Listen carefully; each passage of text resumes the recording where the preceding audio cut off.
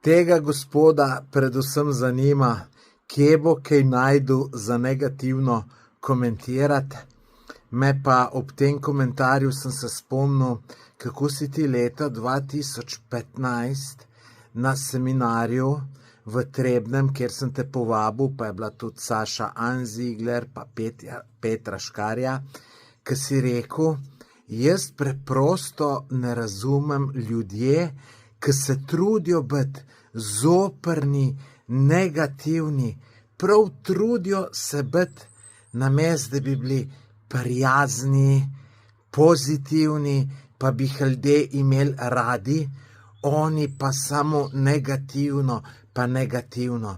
Jaz sem se tu od tebe tako dober zapomnil, najbrž malo tudi zato, ker sem se zavedal, da sem tudi jaz zdaj zopren, pa negativen, tako da kadar imam kakšne take prebliske, da bi bil majčkeno zopren, se spomnim na tole, ki si ti povedal, in to tudi vam, dragi gledalci, svetujem, da se spomnite na tole, ne?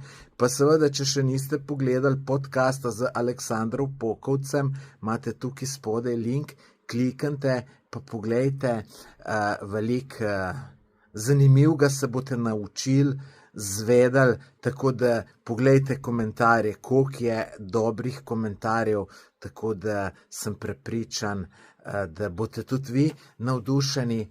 Pa prosim vas, če en všeček stisnite, pa to je moj nov YouTube kanal, kjer objavljam samo podcaste.